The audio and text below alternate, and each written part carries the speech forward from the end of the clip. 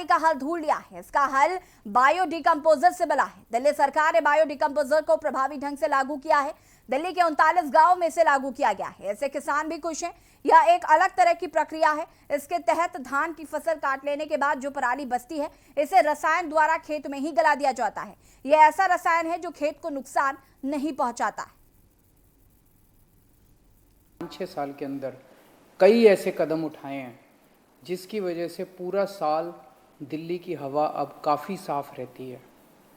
लेकिन अब अक्टूबर नवंबर आने वाला है।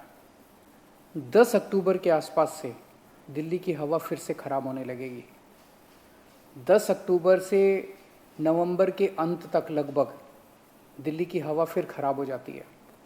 और उसका बड़ा कारण है कि आसपास के कई राज्यों से पराली का धुआं, जो पराली जलाई जाती है उसका धुआं जो आता है, उसकी वजह से हवा दूषित होती है। अभी तक हम कहते थे कि सारी सरकारें एक दूसरे के ऊपर आरोप लगाती थी। राज्य सरकारें कहती थी केंद्र सरकार कुछ पैसा नहीं दे रही है, केंद्र सरकार कहती थी राज्य सरकार काम नहीं कर रही है। लेकिन एक दूसरे के ऊपर छीटाकशी करने से तो काम नहीं चलता ना।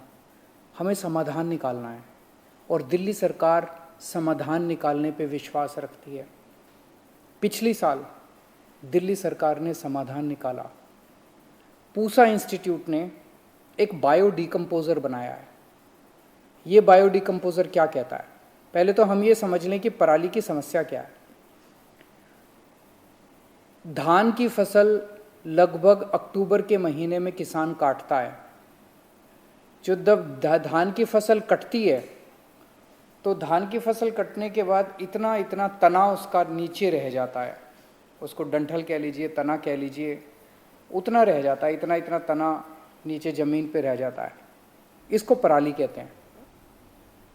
इसके बाद किसान को थोड़ा ही समय मिलता है, 20-25 दिन का समय मिलता है। उसके बाद उसे गेहूं की बुआई करनी होती है।